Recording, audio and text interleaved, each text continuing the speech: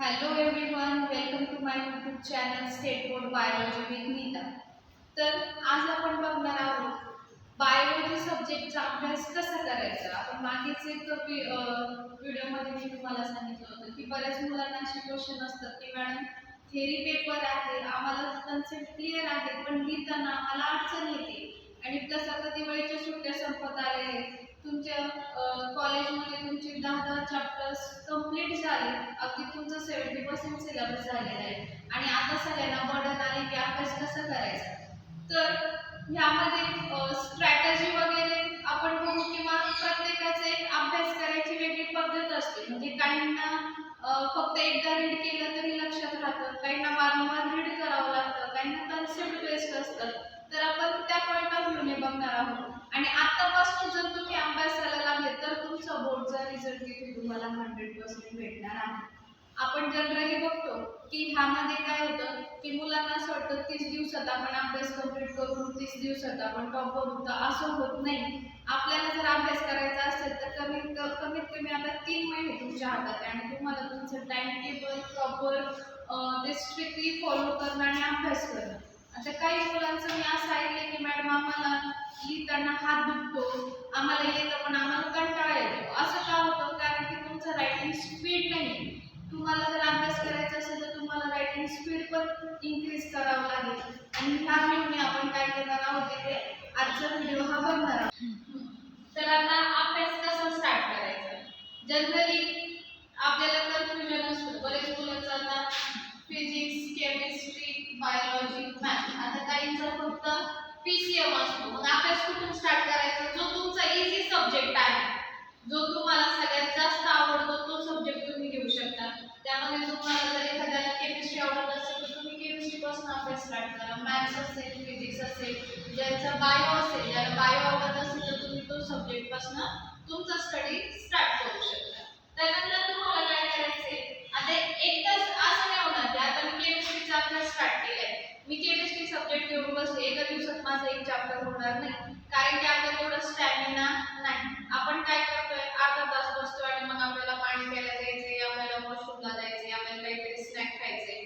तर एकदम तुमचा स्टडी टाइम इन्क्रीज होणार नाही.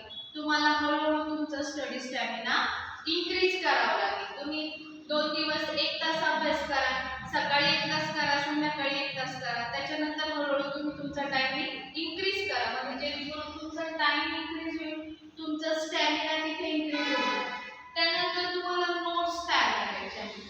नोट्स, आता काही जणांना नोट्स यासाठी सांगते मी कारण की तुमची रायटिंग प्रॅक्टिस तिथे झाली पाहिजे. आपण काय करतोय, रेडीमेड नोट्स रीड करतो किंवा आपण त्यालाच फक्त रीड करतोय आणि मग आपलं रायटिंग जे आहे, बरेच स्पेलिंग मिस्टेक आहे, जे हार्ड वर्ड्स आपल्याला त्याच्यामध्ये दिसतात त्याचे स्पेलिंग आपले बरेच चुकतात. सो त्यासाठी काय करायचंय, तुम्हाला नोट्स काढायचे. नोट्स कसे काढायचे ते पण आपण बघणार आहोत. आणि त्यानंतर तुम्हाला तुमचं स्वतःचं टाइम टेबल तयार करायचं आहे की मी कोणत्या सब्जेक्टला किती वेळ देणार आहे. फॉर एक्झाम्पल, समजा आज आहे मंडे, मग मंडेमध्ये मला किती वेळ भेटतोय, मला सुट्टी आहे कॉलेजला, मला भेटतोय 10 ते 5. हा माझा कॉलेजचं टाइम काढलेलं. मग आपण काय करायचं, 1 तास 10 ते 11 मी केमिस्ट्री सब्जेक्टला देणार, त्यानंतर 11 ते 12 मी बायोलॉजी करणार, त्यानंतर आफ्टरनून मध्ये मी मॅथमॅटिक्सचा स्टडी करणार. यावेळी जर तुम्ही टाइम टेबल केलं, फर्स्ट 8 म्हणजे पहिल्या 8 दिवसामध्ये तुम्हाला ते सगळं टाइम टेबल फॉलो होईल असं नाही, पण हळूहळू तुम्हाला त्याची हॅबिट होईल आणि मग तुम्हाला ते तुम्ही काय होणार, यूज टू होणार आहे. तुम्ही ते टाइम टेबल स्ट्रिक्टली फॉलो करू शकाल. यावेळी तुम्हाला तुमचं टाइम टेबल करायचं. काही ना ट्युशन्स असतात, त्यामुळे त्यांना तेवढं टाइम देणं जमत नाही. मग काय करायचंय, ट्युशन नंतर तुम्हाला आफ्टरनून टायमिंग आहे. जनरली आफ्टरनून मध्ये काय करायचं, दुपारचा पिरियड असा असतो की आपल्याला कंटाळा येतो, झोप येते. मग अशा वेळेस तुम्ही मॅथमॅटिक्स सारखे सब्जेक्ट म्हणजे सॉल्विंगचे सब्जेक्ट घ्यायचे आफ्टरनून मध्ये. थेरीचा जर घेतला तर थेरी रीड करायला आपल्याला कंटाळा येतो आणि तो सब्जेक्ट पण आपल्याला कंटाळवाणा वाटतो. मग थेरी सब्जेक्ट कधी घ्यायचे, एक तर तुम्ही संध्याकाळी घेऊ शकता, रात्रीच्या वेळेस घ्या, किंवा तुम्ही अर्ली मॉर्निंग मध्ये थेरी सब्जेक्ट स्टडीसाठी घेऊ शकता. आफ्टरनून किंवा थोडा तुम्हाला लेझी टाइम वाटतोय तुम्ही सॉल्व्हिंग करा. फिजिक्सचे प्रॉब्लेम्स असतील, मॅथमॅटिक्स असतील, ते तुम्ही सॉल्व्ह करू शकता. आणि जे टाइम टेबल तुम्ही केलेलं आहे त्याला तुम्ही 100% स्ट्रिक्टली फॉलो केलं तर तुमचं जे काही गोल आहे, तुम्हाला स्टेट बोर्ड मध्ये किती मार्क्स अचीव करायचे, तुम्हाला सीईटी मध्ये किती मार्क्स अचीव करायचे, ते गोल तुम्ही नक्की क्रॅक करू शकता. आता आपण बघणार आहोत नोट्स कशा काढायच्या. आता बायोलॉजीच्या नोट्स कशा काढायच्या, एक रफ नोटबुक करायची. आता जनरली काही मुलं काय करतात की डायरेक्ट टार्गेट किंवा क्वेश्चन आन्सर घेतात. फर्स्ट चॅप्टर ओपन केला की डायरेक्ट त्याचे क्वेश्चन आन्सर घेतात. मग ते क्वेश्चन आन्सर त्यांना फक्त पोपटपंची चालू राहते, ते त्यांच्या लक्षात राहत नाही. तर क्वेश्चन आन्सर स्टार्ट करण्याआधी एकदा तुम्ही टेक्स्ट बुक ओपन करून बघायचं आहे. टेक्स्ट बुक मध्ये तुम्हाला काय दिसते, फर्स्ट चॅप्टर आहे. फर्स्ट चॅप्टर काय आहे, reproduction in lower and higher plants, हा तुमचा फर्स्ट चॅप्टर आहे. आता ह्यामध्ये पहिल्यांदा काय करायचं आहे, तुम्हाला फर्स्ट पेज रीड करायचं आहे. आता फर्स्ट पेज रीड करताना त्याच्यामध्ये बरीच इन्फॉर्मेशन मागे पुढे दिलेली असते. कन्सेप्ट वाईज जायचे. तुम्हाला क्वेश्चन आन्सरचा जो काही तुमचं टार्गेट असेल, डायजेस्ट असेल, ते तुम्ही एका ठिकाणी ठेवा. त्यानंतर एका ठिकाणी तुम्ही तुमचं टेक्स्ट बुक ओपन करून ठेवा. मग त्यामध्ये तुम्हाला काय करायचंय, जे टेक्स्ट बुक आहे त्याच्यामध्ये तुम्हाला बघायचंय reproduction. What is mean by reproduction, रिप्रोडक्शनची डेफिनेशन तुम्ही लर्न केली. काय आहे रिप्रोडक्शनची definition, formation of new individual. Formation of new individual ही डेफिनेशन तुम्ही लर्न केली.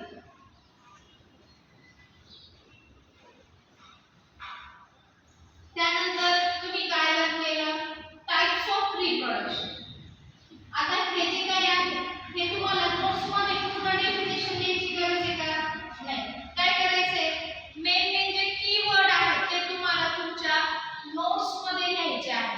मग रिप्रोडक्शन काय लिहिले, तुम्हाला जर रायटिंग नसेल तर तुम्ही अंडरलाइन करू शकता, हायलाइटरने तुम्ही टेक्स्ट मध्ये मार्क करा. फॉर्मेशन ऑफ न्यू इंडिव्हिज्युअल, ठीक आहे, मी ही नोट्स माझ्या नोटबुक मध्ये लिहिली. त्यानंतर मी काय केले, रिप्रोडक्शन. आता मी लर्न केले रिप्रोडक्शनचे 3 टाइप्स आहेत, असेक्शुअल, त्यानंतर सेक्शुअल रिप्रोडक्शन आणि व्हेजिटेटिव्ह रिप्रोडक्शन. आता व्हेजिटेटिव्ह रिप्रोडक्शन मध्ये काय आहे, vegetative reproduction with the help of root. मग त्याचे एक्झाम्पल तुम्हाला त्याच्यामध्ये घ्यायचे. तुम्ही फ्लो चार्ट मेथड यूज करू शकता, तुम्ही टेबल फॉर्म मध्ये नोट्स काढू शकता. काही क्वेश्चन तुमचे डायग्राम बेस्ड असतात. डायग्राम म्हणजे या चॅप्टर मध्ये पुढे आपण बघतोय tiers of anther.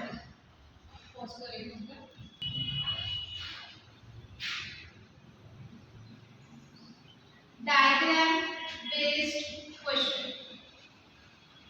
Diagram based question. आता डायग्राम बेस्ड क्वेश्चन बायोलॉजी मध्ये आपल्याला असे बरेच क्वेश्चन दिसतात की जे डायग्राम बेस्ड आहेत. अगदी 4-4 मार्क्सला तुम्हाला असतात किंवा काही वेळेस फक्त तुम्हाला डायग्राम विचारले जातात. मग अशा वेळेस काय करायचं, फर्स्ट चॅप्टर मध्ये आपण म्हणतोय टियर्स ऑफ अँथर तुम्हाला दिलेला आहे. Tiers of anther. आता टियर्स ऑफ अँथर वर बऱ्याच वेळेस क्वेश्चन इथे विचारलेला आहे. बोर्ड मध्ये पण विचारतात, सीईटी मध्ये सुद्धा ह्याच्यामध्ये तुम्हाला क्वेश्चन विचारले जातात. मग ह्याचा टियर्स ऑफ अँथरचा आपल्याला सीईटी आणि बोर्ड दोन्ही वेळेने अभ्यास कसा करायचा आहे, तुम्हाला फक्त डायग्राम लर्न करायचे आहे. डायग्राम कशी लर्न करायची हे बघा. डायग्राम मध्ये तुम्हाला अशी डायग्राम दिलेली आहे. यामध्ये आपण काय सांगतोय, outer layer of anther is single cell epithelial tissue. मग तुम्ही इथे डायग्राम ड्रॉ करता जो काही त्या टिश्यू आहे, जशी तुम्ही डायग्राम ड्रॉ करताय तसं तुम्ही तो लेयर लर्न करायचा. Outer layer is epithelial. त्यानंतर मिडल लेयर आहे, 2 to 3 मिडल लेयर आहे. त्यानंतर आपल्याला 4 काय दिसतात तिथे, अँथर, टेट्रास्पोरेंजियन अँथर आपण ज्यामध्ये सांगतोय असे आपल्याला 4 लोब दिसतात आणि त्यामध्ये आपल्याला ट्रायंग्युलर शेप सेल दिसतात.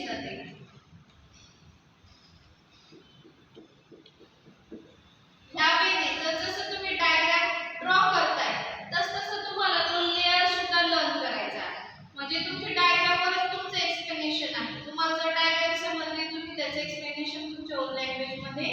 लिहू शकता.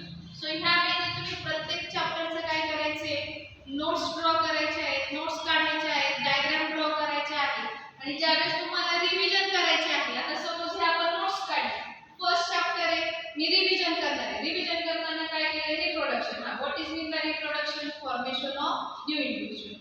रिप्रोडक्शनचे 3 टाइप्स आहेत.